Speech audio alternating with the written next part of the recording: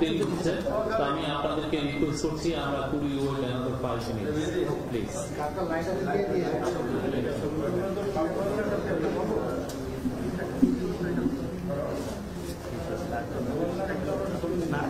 এখন তো মোটামুটি অলমোস্ট সবাই চলে আসছে। 5 মিনিট আমি আপনাদের কাছে রিকোয়েস্ট করছি।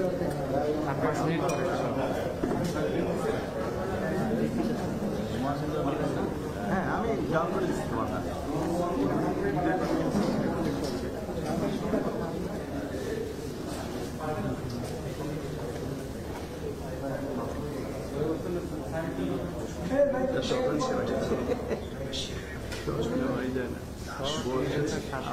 এই সন্ধ্যা প্রেস কনফারেন্সে আজ একটু আগে আমাদের চিফ অ্যাডভাইজার একটা ইম্পর্টেন্ট একটা মিটিং করলেন। একটা মিটিং এ স্বরাষ্ট্র অ্যাডভাইজার ছিলেন, আমাদের ন্যাশনাল সিকিউরিটি অ্যাডভাইজার ছিলেন,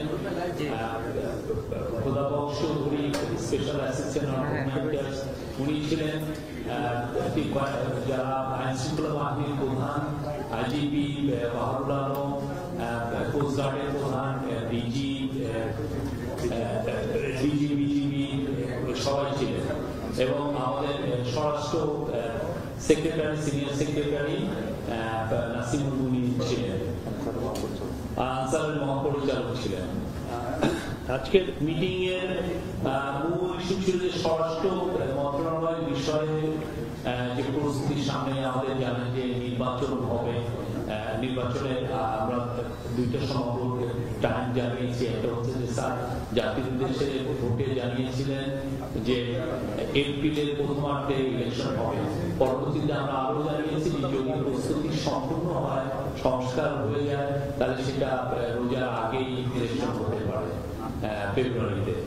তো এই বিষয়ে নির্বাচনের প্রস্তুতির বিষয়ে আসলে আজকে পুরো প্রায় 2 ঘন্টার মিটিং এ রিভিউ করা হচ্ছে, এবং আজকে অনেকগুলো ইম্পর্টেন্ট নির্দেশনা দিয়েছেন চিফ অ্যাডভাইজার। প্রথম নির্দেশনা ছিল যে আইন শৃঙ্খলা বিষয়ক যত প্রস্তুতি নির্বাচনকে ঘিরে সব প্রস্তুতি উনি নিতে বলেছেন বাই ডিসেম্বর। এই ডিসেম্বরের মধ্যে সমস্ত প্রস্তুতি শেষ করতে বলেছেন বাই ডিসেম্বর। এই প্রস্তুতিগুলোর মধ্যে অনেকগুলো বিষয় আছে, যেমন আইন শৃঙ্খলা বাহিনীতে 17,000 নতুন member of security forces like police, BGB, coast guard নেওয়া হচ্ছে এই নির্বাচনকে সামনে রেখে। তাদের রিক্রুটমেন্ট এবং তাদের ট্রেনিংটা খুব যাতে এই সময়ের মধ্যে শেষ হয় সেই বিষয়ে উনি নির্দেশ দিয়েছেন। নির্বাচনকে সামনে রেখে আপনি জানেন অনেক পায়তারা হয় যে এটাকে আইন শৃঙ্খলা পরিস্থিতি যাতে ডিটোরিয়েট করে সেই বিষয়ে অনেক পায়তারা থাকে। উনি আজকে নির্দেশ দিয়েছেন যে আইন শৃঙ্খলা বাহিনী যাতে কঠোরভাবে আইন প্রয়োগ করে এই আগামী মাসগুলোতে নির্বাচনকে সামনে রেখে। আর উনি মিটিং এ জানানো হয়েছে যে 8 লক্ষর মতো আইন শৃঙ্খলা বাহিনীর মেম্বাররা ইলেকশন ডিউটিতে থাকবেন। উনি নির্দেশ দিয়েছেন যে এই পুরো 8 লক্ষই যাতে এই ইলেকশনটা কিভাবে হবে আর শান্তিপূর্ণভাবে ইলেকশনটা যাতে হয় সেটার প্রশিক্ষণ তাদেরকে ইনশিওর করার কথা বলেছেন, যে তাদেরকে প্রশিক্ষণ করতে হবে। এই কাজটা করতে হবে ডিসেম্বরের মধ্যে। আর উনি নির্দেশ দিয়েছেন 18 থেকে 33। আপনি জানেন যে এবার অনেকে নতুন ভোট দিবেন। শেখ হাসিনার তিনটা ইলেকশনে, যেটা 2014, 2018 এবং 2024-এ আপনি জানেন আমাদের বিশাল ইলেকশন গুলো তো রিগ হয়েছিল। এই বিশাল আমাদের ইয়াং ছেলেমেয়েরা কেউ ভোট দিতে পারেনি। তো উনি নির্দেশ দিয়েছেন যে উনি মিটিং এ বলেছেন যে যাতে 18 থেকে 33 বছর বয়সীদের যাতে পৃথক একটা ভোটার তালিকা করা যায় সেটা একটু খতিয়ে দেখার জন্য বলেছেন, এবং তাদের জন্য যাতে আলাদা ভোটিং বুথ রাখা হয় নির্বাচনী কেন্দ্রগুলোকে, সেটার জন্য উনি দেখেছেন। এটা অবশ্যই লজিস্টিক্যাল একটা বিষয়, সেটা যাতে তারা খতিয়ে দেখেন এটা কিভাবে ইনশিওর করা যায়। এটা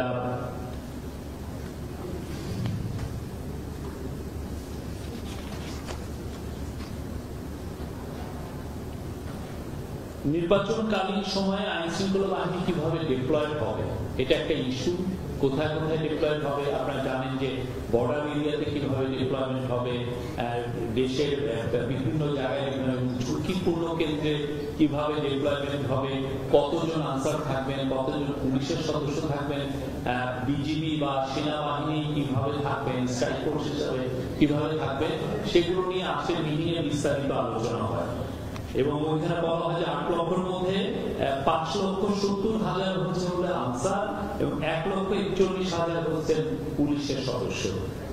উনি পুলিশকে বাংলাদেশের 47,000 পুলিশ মিটিংয়ে বলা হচ্ছে যে 47,000-এর মতো ভোটিং কেন্দ্র থাকবে এবং তারা দেখেছেন অ্যাসেসমেন্ট করে দেখেছেন যে 16,000-এর মতো ভোট কেন্দ্র হচ্ছে ঝুঁকিপূর্ণ হতে পারে।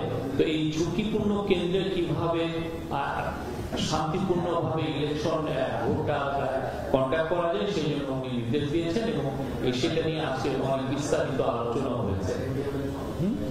তার মধ্যে মেজার চিন্তা ভাবনা করা হচ্ছে নেওয়ার জন্য এবং সেটা হচ্ছে যে পুলিশের বডি ক্যাম রাখার জন্য এবং প্রত্যেকটা কেন্দ্র যাতে সিসিটিভি আওতায় আসে সেটা একটা নির্দেশনা দেওয়া হচ্ছে এবং এই সিসিটিভি গুলো যাতে মনিটরিংটাও ঠিক মতো হয়, মানে আমি সিসিটিভি লাগালাম কিন্তু দেখা যাচ্ছে মনিটরিং হচ্ছে না, সে বিষয়ে প্রশিক্ষণ নিতে বলেছেন এবং এটা নিয়ে কাজগুলো করতে বলেছেন।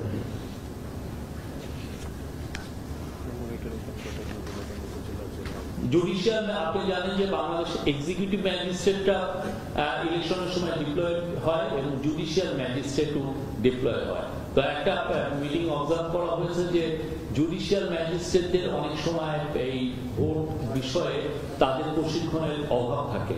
তো তাদের কিভাবে ভালোভাবে প্রশিক্ষণ দিয়ে ভোটের জন্য তাদেরকে প্রস্তুত করা যায় সে বিষয়ে আজকে নির্দেশনা দিচ্ছে। আর আগে আপনারা জানতেন যে ইলেকশনের সময় 4 দিন একটা পুলিশ বা সিকিউরিটি ফোর্সের একটা ডিপ্লয়মেন্ট হতো। এবার বলা হচ্ছে যে এটাকে কিভাবে 7 দিনের মধ্যে ডিপ্লয়মেন্টটা করা এবং যাতে করে নির্বিঘ্নে এবং ভোটের আগে কোন ধরনের ভায়োলেন্সকে জন্য এটা প্রতিহত করা যায় এবং ভোটের পরের জন্য আইন শৃঙ্খলা পরিস্থিতি যাতে ডিটোরিয়েট না হয় সেটা লক্ষ্য রাখার জন্য কিভাবে 7 দিনের ডিপ্লয়মেন্ট কিভাবে হয় এটা নিয়ে আজকে যথেষ্ট আলোচনা হয়েছে।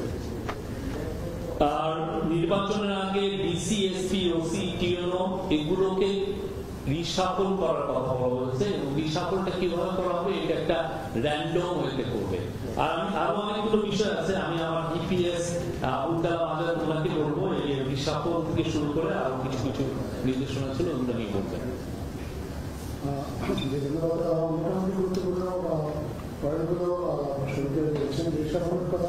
যেটা আলোচনা হচ্ছে যে এমপ্লয়ি নাম্বার দিয়ে এই নাম্বার ধরে আপনার রিসার্চিং করে লটারির মাধ্যমে এই ডিপ্লয়মেন্টগুলো এই অ্যাপয়েন্টমেন্টগুলো করা যায় কিনা সেটা ভেবে দেখতে মাননীয় প্রধান উপদেষ্টা বলছেন যাতে এই অ্যাপয়েন্টমেন্টগুলোর ক্ষেত্রে কেউ কোনো ধরনের প্রভাব না খাটাতে পারে। কতদিন আগে সেটা আমরা কোশ্চেন পড়ে প্লিজ, শেষ হয়নি। এটা একটা আলোচনা এসেছে। আরেকটা বিষয় গুরুত্বপূর্ণ বিষয় আলোচনা হচ্ছে যে আপনার এর আগে আপনারা দেখেছেন যে নির্বাচন কমিশন আমরা গত সরকার আমাদের নির্বাচনের সময় দেখেছিলাম যে নির্বাচন কমিশন একটা সিসিটিভি ক্যামেরার মাধ্যমে নির্বাচনকে পর্যবেক্ষণ করে ওইগুলো একটা আসনের নির্বাচনকে বাতিল করে দিয়েছিল। এর প্রেক্ষিতে পরবর্তীতে আইন সংশোধন করে নির্বাচন কমিশনের এই ক্ষমতাটা খর্ব করা হয়েছে। তারা শুধুমাত্র এখন নির্দিষ্ট কেন্দ্রীয় নির্বাচন বাতিল করতে পারে। নির্বাচন কমিশনের এই ক্ষমতাটা ফিরিয়ে দেওয়া যায় কিনা, কোনো নির্দিষ্ট আসনে যদি ব্যাপক অনিয়ম হয় নির্বাচন কমিশন সেই আসনের পুরো নির্বাচনটাকে বাতিল করতে পারে কিনা সেই বিষয়ে আইনের দিকটা খতিয়ে রাখার জন্য আমাদের প্রধান উপদেষ্টা আজকে উপস্থিত যারা কর্মকর্তা ছিলেন তাদেরকে নির্দেশ দিয়েছেন। নারী ভোটারদেরকে যাতে বিশেষভাবে তারা ভোট দিতে পারে একটা বিষয় ব্যাপকভাবে আলোচনা হয়েছে, সেটা হচ্ছে আজকে মিটিংয়ে যে আইন শৃঙ্খলা রক্ষাকারী বাহিনী বা নির্বাচনের দায়িত্ব যারা পালন করে তাদেরকে তো প্রশিক্ষণ দেওয়া হবে, ভোটারদেরও যাতে প্রশিক্ষণ দেওয়া হয়। কারণ অনেক ভোটার আছেন যারা নতুন ভোটার কখনো ভোট দেননি, তারা কিভাবে ভোট দেবেন এটা যাতে তারা আগে থেকে জানতে পারেন, ভোটারদের প্রশিক্ষণের বিষয়টাও আজকে আলোচিত হয়েছে। আরেকটা বিষয় আলোচনা হয়েছে আজকে যে গত 3টা বিতর্কিত জাতীয় নির্বাচনে যেসব পোলিং অফিসার এবং প্রিসাইডিং অফিসার দায়িত্ব পালন করেছে তাদেরকে বাদ দিয়ে এবার জাতীয় নির্বাচনী কর্মকর্তা নিয়োগ দেওয়া যায় কিনা সেই বিষয়টাও যাতে খতিয়ে দেওয়া হয়। কারণ এই ক্ষেত্রে হয়তো সব সম্ভব না হলে যত বেশি সম্ভব তাদেরকে বাদ দিয়ে যেন নির্বাচনী কর্মকর্তা নিয়োগ দেওয়ার বিষয়টি প্রক্রিয়া নিয়োগ দেওয়া যায় সেই বিষয়টাও খতিয়ে দেখতে মাননীয় প্রধান উপদেষ্টা আজকে এই নির্দেশনা দিয়েছেন। জেলা এটা তো সরকার বলছেন হয়তো উপজেলা, জেলা এবং বিভাগীয় পর্যায়ে এবং কেন্দ্রীয় পর্যায়ে বিভিন্ন মনিটরিং সেল গঠন করা হবে, যেটা থেকে পুরো নির্বাচন প্রক্রিয়াটা মনিটর করা হবে এবং সেখানে কোনো নিয়ম দেখা গেলে যাতে তাৎক্ষণিক করার ব্যবস্থা নিতে পারে। আজকে মোট এই মিটিংটার মূল উদ্দেশ্যটাই ছিল নির্বাচন সংক্রান্ত আইন শৃঙ্খলা রক্ষাকারী বাহিনী তাদের প্রস্তুতি নেওয়ার জন্য এবং এখানকার মূল বক্তব্যটা মাননীয় প্রতিষ্ঠা করছে ভোটার, আইন শৃঙ্খলা রক্ষাকারী বাহিনী এবং অন্যান্য যারা কর্মকর্তা নির্বাচনের সাথে সংশ্লিষ্ট আছেন তাদের প্রত্যেকের নির্বাচন সংক্রান্ত যাবতীয় প্রস্তুতি তারা ডিসেম্বরের মধ্যে সম্পন্ন করতে হবে। এই জন্য যদি যে জননিয়োগের কথা বলা হয়েছে যেগুলো অলরেডি প্রক্রিয়াধীন আছে সেই প্রক্রিয়াগুলো সম্পন্ন করার কথা বলা হয়েছে, যেগুলো তাদের ট্রেনিং দেওয়ার কথা বলা হয়েছে এবং এই ক্ষেত্রে যদি কোনো ক্রয়ের কোনো বিষয় থাকে তাহলে সেই ক্রয়গুলো বিশেষ করে পুলিশের বডি ক্যাম্প যেটা কথা আলোচনা হয়েছে যাতে পুলিশ 47,000 নির্বাচনী কেন্দ্র প্রত্যেকটা কেন্দ্রে যাতে পুলিশ বডি ক্যাম্প ব্যবহার করতে পারে সেই জন্য বডি ক্যাম্প প্রকিউরমেন্টটা খুব দ্রুত সম্পন্ন করার জন্য মাননীয় প্রধান উপদেষ্টা নির্দেশ দিয়েছেন। সেখানে স্বরাষ্ট্র উপদেষ্টা ছিলেন, উনি আজকে বলেছেন যে তাদের কাছে যেসব বডি ক্যাম্প আছে অলরেডি ইতিমধ্যে 2000 বডি ক্যাম্প স্বরাষ্ট্র মন্ত্রণালয়ের কাছে আছে, এগুলো এই আগামী সপ্তাহ থেকে ওনারা কমিশনিং শুরু করে দেবে বিভিন্ন থানাতে। আরেকটা বিষয় আলোচনা হয়েছে যে থানায় যারা পুলিশ যারা দায়িত্ব পালন করবে এক থানার পুলিশকে অন্য থানায় দায়িত্ব দিয়ে দেখা যেতে পারে কিনা, যাতে করে তারা কোনোভাবে নির্বাচন প্রক্রিয়াটাকে কেউ তাদের দ্বারা প্রভাবিত করতে না পারে, এটাও আজকে সবাই আলোচনা হয়েছে। আজকে সবাই কোনো সিদ্ধান্ত হয়নি, মূলত মাননীয় প্রধান উপদেষ্টা এই নির্দেশনাগুলো দিয়েছেন, ওনার নির্দেশনার আলোকে পরবর্তীতে সংশ্লিষ্ট সরকারি দপ্তরগুলো এই প্রয়োজনীয় সিদ্ধান্তগুলো বাস্তবায়ন করবে। ধন্যবাদ। আর মিটিং এ অনেকগুলো কথা বলেছেন যে আমাদের মাননীয় চিফ অ্যাডভাইজার উনি বলেছেন আগে যে ধরনের নির্বাচন হয়েছিল সেটা হচ্ছে লোক দেখানো নির্বাচন।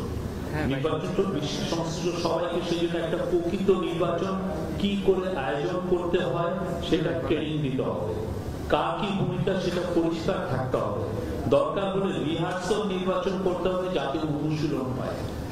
উনি আরো বলেছেন যে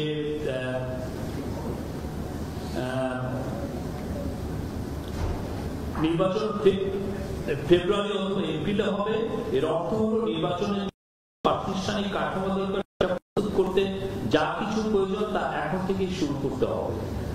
আর উনি বলেছেন নির্বাচনের জন্য পর্যাপ্ত লোকবল আছে কিনা এটা এখনই খুবই দ্রুত এটা জানতে হবে। যদি নতুন নিয়োগ করতে হয় তবে নিয়োগ প্রক্রিয়া এখন থেকেই শুরু করে দিন, তাদের জন্য পর্যাপ্ত প্রশিক্ষণের ব্যবস্থা করুন, প্রতিদিন ট্রেনিং হবে, ডিসেম্বরের মধ্যে সকল প্রস্তুতি শেষ করতে হবে চিফ অ্যাডভাইজার বলে। আরো উনি বলেছেন আগে যে এটা তো আমি বললামই, উনি বলেছেন যে টেলিভিশন সোশ্যাল মিডিয়ায় মানে ভোটারদের জন্য নির্বাচনের নিয়ম বর্ণনা ভিডিও কন্টেন্ট উনি তৈরি করতে বলেছেন যাতে ভোটাররা খুব পুরো তাদের প্রশিক্ষিত হতে পারে। টেলিভিশন সোশ্যাল মিডিয়ায় এই ভিডিওগুলো প্রচার করতে হবে। উনি বলেছেন জরুরি নম্বরগুলো সবার কাছে পৌঁছে দিতে হবে যাতে কোনো ভোটারের অসুবিধা হলে সঙ্গে সঙ্গে ফোন দিতে পারে, কন্ট্রোল রুমের সঙ্গে ভোটার জন্য সরাসরি কানেক্ট থাকতে পারে। নারীদের ভোটাধিকার নিশ্চিতে বিশেষভাবে জোর দিয়েছেন প্রধান উপদেষ্টা। তিনি বলেন কোটানকোট অর্ধেক ভোটার নারী, কেউ যেন ভোটের অধিকার থেকে তাদেরকে বঞ্চিত করতে না পারে, এজন্য পর্যাপ্ত নারী সদস্য কর্মকর্তা মোতায়েন থাকতে হবে। আর যারা প্রথমবারের মতো ভোট দিবে তাদের জন্য বিশেষ ব্যবস্থা রাখার নির্দেশ আমরা অলরেডি বলেছি। তো তিনি বলেন 16 বছর মানুষ ভোট দেখেনি, ভোটারদের স্মৃতিতে আছে ভোট কেন্দ্রে মারামারি, ভোট চুরি। আগামী নির্বাচনে ভোটারদের জন্য একটা ভালো অভিজ্ঞতা হয়, একটা সুন্দর স্মৃতি থাকে। প্রথম ভোট যারা দিবে এটা তাদের জন্য গৌরবের, সেজন্য ভালো অনুভব করে। এই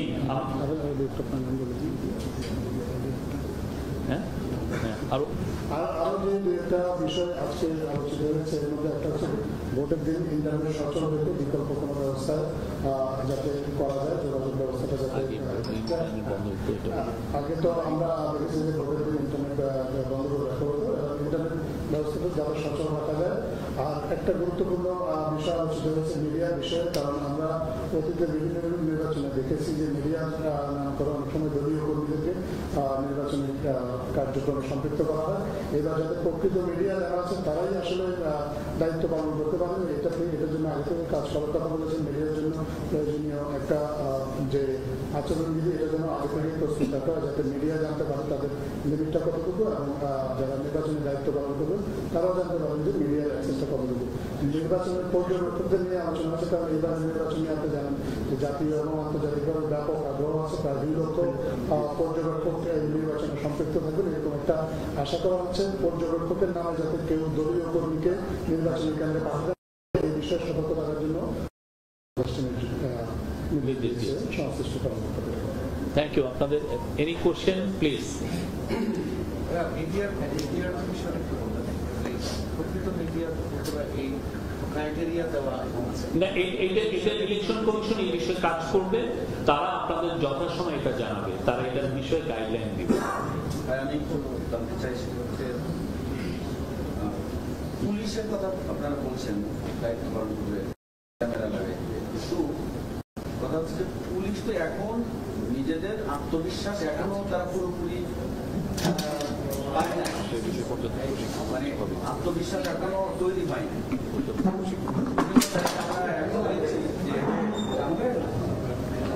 মবের মতো ঘটনা করছে, সেটা পুলিশ আসলে কার্যকরী ভূমিকা পালন করছে না। এখানে হচ্ছে পুলিশ ওই এলাকায় যে দলগুলো শক্তিশালী সেই দলের মুখপাত্র হয়ে যাচ্ছে পুলিশ। এরকম অসংখ্য উদাহরণ আমাদের কাছে আছে। এই সিচুয়েশনে পুলিশের উপর নির্ভরশীল হয়ে কিভাবে সুষ্ঠু নির্বাচন সম্ভব, আপনার সরকার কি মনে করে? আমরা সেই জন্যই তো উনি বলছেন প্রশিক্ষণের কথায় জোর দিয়েছেন, তাদেরকে ইন্টেন্সিভ প্রশিক্ষণ, এই শব্দটা যেটা বলেছেন নিবিড় ইন্টেন্সিভ প্রশিক্ষণের কথা বলেছেন, যে তার জন্য সে ভোটের জন্য প্রিপেয়ার থাকে। আর আপনি যেটা বললেন যে আইন শৃঙ্খলা, আমরা তো দেখছি যে আইন শৃঙ্খলা পরিস্থিতি আগের চেয়ে অনেক বেটার। আর যেগুলো মবের আপনার যেগুলো মানে বিশৃঙ্খল জনতা যে সমস্ত ঘটনা ঘটিয়েছে তাদের বেশিরভাগ ক্ষেত্রে কিন্তু অ্যারেস্ট আছে। কমার্সি রুরাল ক্ষেত্রে দেখেন বা মুরাদনগরের বিয়েতে দেখেন, প্রত্যেকটা ক্ষেত্রে কিন্তু পুলিশ খুব কুইকলি স্টেপ নিয়েছে, প্রত্যেকটা ক্ষেত্রে পুলিশ অ্যারেস্ট করছে, আপনারাই রিপোর্ট করছেন। তো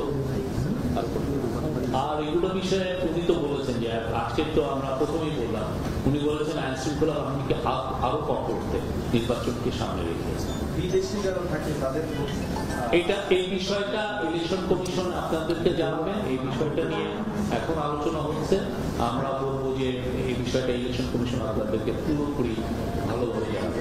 আর যারা আমরা যারা ফিল্ডে থাকি তাদের কোনো ভোটের ব্যবস্থা থাকবে না। এটা ইলেকশন কমিশনের বিষয়ে আপনি আপনাদেরকে প্রশ্ন করতে দিন। আমি যদি রিহার্সাল হচ্ছে, এটা হচ্ছে যে যখন একটা কেন্দ্রে একটা ইলেকশনটা কিভাবে হবে, ওনারা একটা ধরেন একটা মক ভোট করে ওনারা এইটা একটু জানলেন যে কিভাবে কি না, এটা এরকম ওই প্রশিক্ষণের পাঠ, কারণ আমরাই করছি, করে দিয়েছি। এই প্রমাণ করতে প্রশ্ন হলো এখন পর্যন্ত সেনাবাহিনী মাঠে আছে, নির্বাচন পর্যন্ত থাকবে কিনা, কিংবা স্বরাষ্ট্র মন্ত্রণালয় আলোচনা হয়েছে, সেক্ষেত্রে তারা আসলে নির্বাচন পর্যন্ত তারা থাকবেন কিনা জানি না, বাট নির্বাচনের সময় সেনাবাহিনী স্ট্রাইকিং ফোর্স হিসেবে থাকবে।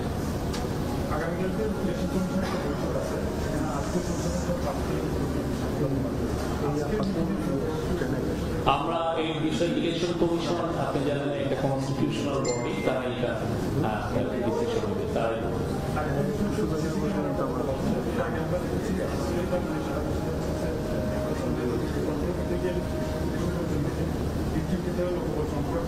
এখনো যদি হচ্ছে সেন্ট্রালি হচ্ছে যে কন্ট্যাক্ট করা হয়, আমরা এর আগে দেখেছি এখন সিসি হচ্ছে নির্দেশনা দিয়েছেন যে ওকে থামাও, কিন্তু থামানো হয়নি, যে এই বিষয়টাও এই ওনার নজরে এসছে। এই বিষয়ে উনি বলেছেন নিবিড় প্রশিক্ষণের বিষয়, যাতে যে কোনো অফিসিয়াল যারা প্রিজাইডিং বা পোলিং অফিসার হচ্ছে তারা যাতে প্রশিক্ষিত থাকে, নেবেন টেকের ব্যাপারে, যে সমস্ত টেক ইউজ করছে সিসিটিভি বা বডি ক্যাম, সেগুলোর ব্যাপারে যাতে সবাই প্রশিক্ষিত থাকে এবং যাতে কন্ট্রোল রুম গুলো, আমরা তো বলছি যে আজকের মিটিং এ বলা হচ্ছে যে কন্ট্রোল রুম উপজেলা, জেলা এবং বিভাগীয় প্রত্যেকটা জায়গায় করা হবে। তো সেক্ষেত্রে যাতে কন্ট্রোল রুম থেকেও যারা এটা মনিটর করবেন তারাও যেন প্রশিক্ষণ নেন, সেই বিষয়ে বলা হচ্ছে। প্রশ্ন হচ্ছে যে আপনি বললেন যে প্রধান উপদেষ্টা বলেছেন আগে নির্বাচনগুলো ভালো হয়েছে এবং যারা নির্বাচনী কর্মকর্তা ছিলেন প্রিজাইডিং অফিসার পোলিং এজেন্ট বা এরকম বাংলাদেশকে এটা সম্ভব নেই, কারণ প্রিজাইডিং অফিসার সাধারণত যারা প্রাইভেট স্কুল প্রধান শিক্ষক অথবা হাই স্কুলের টিচার এদের থেকে এইটা কিন্তু উনি আমরা যে শব্দটা বলেছি যে উনি খতিয়ে দেখতে বলেছেন যে কারা কাকে কাকে, এবং যতটা সম্ভব যাতে এই কন্ট্রোভার্সিয়াল যারা লোকজন যারা ওই সময় আপনারা জানেন অনেক অফিসিয়াল খুব অতি উৎসাহী হয়ে এই দিকে হেল্প, আমরা যতটা সম্ভব এদেরকে সরিয়ে যাতে ইলেকশনটা করা যায়।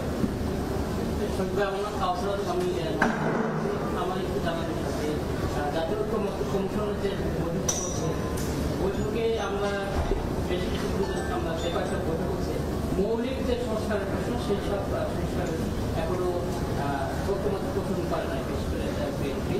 তো এখন প্রশ্ন হচ্ছে যে দ্বিপক্ষ বিশিষ্ট নির্বাচন তাহলে মানে পেয়ার সিস্টেমে নির্বাচন দাবি উঠছে, তারপরে জাতীয় নির্বাচনের আগে স্থানীয় নির্বাচনের দাবি উঠছে, এইসব বিষয়গুলো নিয়ে আসলে এটা তো ঐক্যমত্য কমিশনের সাথে ব্যাটারি শেষ, অসুবিধা না, ঐক্যমত্য কমিশনের সাথে এই আলাপগুলো তো হচ্ছে পলিটিক্যাল পার্টিগুলো। আর আমি বলবো যে অগোচর হয় না, এটা নিয়ে ঐক্যমত্য কমিশনের আমরা আশাবাদী এগুলো প্রত্যেকটা বিষয়ে আলোচনা হবে এবং একটা খুবই আমরা বলবো যে একটা ভালো কনক্লুশন হবে, খুব সবাই অ্যাকসেপ্টেবল একটা রেজাল্ট আসবে। এপ্রিলে বা ফেব্রুয়ারি এটা কি সামনে রেখে ডিসেম্বরের মধ্যে এটাই তো আমি তো জাতির উদ্দেশ্যে ভাষণে বলছেন যে এপ্রিলের প্রথমার্ধে হবে। পরবর্তীতে আমরা বলেছি যে যদি সংস্কারগুলো হয় সেরকম যদি প্রস্তুতি নেওয়া যায় তাহলে ফেব্রুয়ারি মানে রোজার আগেও হতে পারে, এটা বলা হচ্ছে।